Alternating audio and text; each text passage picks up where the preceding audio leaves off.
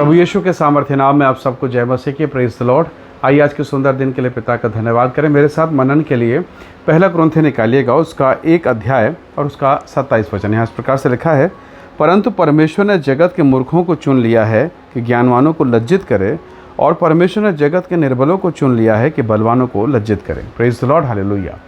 परमेश्वर के लोगों, जब हम इस वचन को पढ़ते हैं तो परमेश्वर की योजना समझ में आती है। हालेलुया। परमेश्वर उन लोगों को चुन रहा है जो इस संसार में दुर्बल है, निर्बल है, कमज़ोर है। परमेश्वर उन लोगों को पकड़ रहा है जिनकी अपनी योग्यता नहीं है, पर उस अयोग्यता में परमेश्वर अपनी योग्यता डालता है और प्रभु अद्भुत रीति से काम करता है। अब सवाल ये है कि परमेश्वर का ध्यान केवल अयोग्य निर्बल व्यक्तियों पर है? नहीं, ऐसा नहीं है। परमेश्वर ने पौलुस को भी चुना, कितना ज्ञानवान बुद्धिमान था। परमेश्वर ने मूसा को भी चुना, वो बड़ा ज्ञानवान बुद्धिमान था, राजमहल में पला बढ़ा। लेकिन फिर भी जब आप परमेश्वर के वचन के भेद को समझें तब आपको पता चलता है कि प्रभु कैसे काम करता है।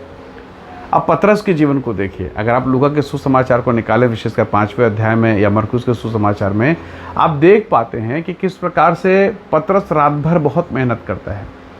अब पतरस का पिताजी, दादाजी, पूरी पुश्तैनी बिजनेस से मछली पकड़ने का, वो मछुआरा परिवार से आता है। यानी पानी के बारे में, मछली के बारे में उससे बेहतर ज्ञान शायद किसी के पास नहीं। पर रात भर मछली पकड़े, वो उसके मित्र सब पकड़े, नहीं मिला, कुछ भी नहीं। मतलब डिक्लेयर था कि लगभग झील में अब तो कोई मछली है ही नहीं, सब समाप्त हो गया। रात भर उसने कहा यीशु को, स्वामी हमने रात भर कोशिश किया पर एक भी मछली नहीं मिली। और अब यीशु मसीह, ध्यान सुने, अब यीशु मसीह प्रभु कहते हैं कि ऐसा करो, उसी झील में ना जहाँ वो रात भर प्रयास किए, एक अकेला नहीं, सब ने प्रयास किया, मिल के प्रयास किया। तो यीशु मसीह ने कहा उसी झील पर कि चलो गहराई में चलते हैं और दाहिने तरफ जाल मारो। ये बड़ा विचित्र सवाल है कि जिसे रात भर टेस्ट कर लिया, जिसे रात भर जांच लिया कि कुछ नहीं है, उसी में प्रभु किसी और जगह चलते हैं ना, वहाँ आपका चमत्कार अच्छे से होगा। नहीं नहीं नहीं, परमेश्वर ने वहाँ किया जहाँ कुछ भी नहीं। Praise the Lord, hallelujah. तो बहुत बार जब मैं और आप असहाय होते हैं और हमारे जीवन में उम्मीदें ख़त्म, खाली हो जाता है ना, तब हमको लगने लगता है कि प्रभु अब नहीं हो सकता, अब मुश्किल है, प्रभु कहीं और करें, प्रभु कहीं और। परमेश्वर के लोगों, हम मनुष्य हैं, हमारी सोच वैसी है, वो परमेश्वर है। Hallelujah, praise the Lord. वो हमारा परमेश्वर है, वो परमेश्वर, इसलिए वो सब कुछ कर सकता है। अब उसी झील में जब वो खाली हो गया, जब सब समाप्त हो गया, यीशु ने कहा, और जैसे ही जाल डाला गया, ऐसा लिखा, इतनी मछलियाँ कि उनके साथियों के नाव भी अब इतने मछलियों से भर गए कि डूबने लगे। Praise the Lord. अब पतरस ने कहा, प्रभु मैं पापी मनुष्य हूँ, प्रभु आप मेरे पास से चले जाइए। अब पतरस का समर्पण, साथियों का समर्पण। Praise the Lord. अब उनको लगा कि वाकई में ये परमेश्वर का पुत्र है, ये सृष्टि करने वाला है, ये सृजनहार परमेश्वर। सो प्रभु के लोगों, परमेश्वर का काम बड़ा अद्भुत है, प्रभु की योजना बड़ी अद्भुत है। अगर पतरस उस रात को मछली मार के आता, नाव पूरी भरी होती, आपको क्या लगता है पतरस आसानी से मान लेता? नहीं मानता, नहीं मानता।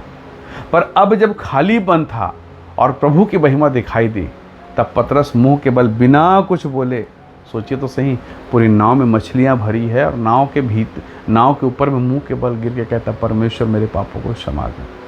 प्रभु का काम निर्बलता में सिद्ध होता है। हालेलुया। प्रभु के लोगों, पानी की असली कदर ठंड के मौसम में, बरसात के मौसम में नहीं होगी, गर्मी में होगी। जब आप खाली होंगे ना, तब प्रभु का प्रकाश, जब आप गर्मी के मौसम में होंगे, लाइट गोल है, सब कुछ बंद है, और जब हल्का सा पत्ता जब हिलता है और जो हवा आता है वो भी मधुर और ठंडा होता है। तो हम परमेश्वर की योजना, प्रेम को कब समझते हैं? जब जीवन में पीड़ा, तकलीफ और कमी और घटी हुए होते हैं। परमेश्वर ने इस बात को प्रकट किया और मूसा परमेश्वर के अनुग्रह को पहचान सका, पतरस परमेश्वर के अनुग्रह को पहचान सका। आपको पता है, मूसा ज्ञानवान, बुद्धिमान, राजमहल का सारा ज्ञान उसे प्राप्त है, पर उसने जब इजराइलियों को मिस्र के बंधन से छुड़ाने की कोशिश की तो असफल हो गया। उसे पता है मैं अपनी योग्यता, अपने काम से नहीं निकाल सकता, और अंततः वो हार के निकल गया। 40 साल अब मिस्र से बाहर रहा, 40 साल, 40 ईयर्स, 40 साल तक वो राजमहल में, 40 साल में ध्यान देश में, और अब 40 साल, नेक्स्ट 40 ईयर्स, यानी 80 साल इंतजार के बाद अगला जो 40 साल परमेश्वर की सेवा में। 80 साल के अवस्था में, यानी 40 साल मिस्र में रहते हुए राजमहल में और 40 साल मध्यान्ह देश में रहते हुए, अब उसकी स्थिति जवाब दे गई। जब परमेश्वर ने निर्गमन की किताब अध्याय 3 में आएंगे और जब उसको दर्शन मिला मूसा को, तो मूसा का शब्द था, परमेश्वर मैं नहीं कर सकता, किसी और को चुन ले, मेरे भाई को चुन ले, वो अच्छा बोलता है, मैं तो तोतला हूँ, हकला हूँ, मुझे नहीं आता है। जितने बार आपने और मैंने कहा प्रभु मैं योग्य नहीं हूँ, मुझ में योग्यता नहीं। वास्तव में परमेश्वर के काम के लिए मेरी और आपकी योग्यता की ज़रूरत ही नहीं, हम तो मिट्टी के ढेले हैं। हमारी योग्यता से प्रभु की क्या भलाई होगी? वो तो परमेश्वर है जो अपनी योग्यता हम में डाल देता है। हालेलुया। परमेश्वर के लोगों जरा सोचिए, वही हकला, वही तुतला व्यक्ति आज परमेश्वर के कलीसिया की अगुवाई कर रहा है। Praise the Lord. आज कलीसिया उसकी बात को सुन रही है, वो लाठी उठाता है और चमत्कार हो जाते हैं। लोगों को मालूम चल गया है ये वास्तव में परमेश्वर का जन है। Praise the Lord. तो परमेश्वर के काम कैसे प्रकट होंगे? जब मेरा बर्तन खाली होगा, जब मेरा जीवन खाली होगा, जब मैं अपनी निर्बलताओं को समझूंगा। पौलुस बार बार बोलता है प्रभु मुझे पीड़ा है, शैतान का दूत मुझे कांटा चुभा रहा, दया कर। परमेश्वर ने उत्तर दिया, पौलुस मेरी सामर्थ निर्बलता में सिद्ध होती है। Praise the Lord. हालेलुया। तो प्रभु के बेटे और बेटियों इस बात को समझिए बड़ी गहराई के साथ, और मुझे भी इस बात को सीखना है। परमेश्वर का वचन कहता है परमेश्वर ने जगत के मूर्खों को चुना, पौलुस लिख रहा है, ताकि ज्ञानवानों को लज्जित कर दे। हालेलुया। Praise the Lord. मिस्र के सारे जादूगर जादूगरी से बड़े बड़े चमत्कार कर रहे हैं, मूसा को जादू आता ही नहीं। अरे उन जादूगरों को भी पता है कि मूसा को सब आता है, लेकिन जादूगरी नहीं आती। और अब मूसा का वो साधारण सा लाठी जब सब जादूगरों के लाठी को जो सांप बने सबको नष्ट कर दिया, सबको निगल गया, तब जादूगर निहत्थे हो गए, उनका जादू का सामान चला गया। हालेलुया। तो प्रभु के लोगों, परमेश्वर आज आप निर्बल हैं, आप दुर्बल हैं, हो सकता है आप पीड़ा के दौर से होकर गुजरें, पर एक ऐसा समय आएगा जब परमेश्वर आपको इस्तेमाल करेगा और आप अपनी दुर्बलता के लिए प्रभु का धन्यवाद करेंगे कि धन्यवाद परमेश्वर, मैं दुर्बल ही था, ठीक था, मेरे पास पैसे कम थे, ठीक थे, मेरे पास आशीषें कम थी, ठीक था प्रभु, मैं आपको पहचान तो पाया।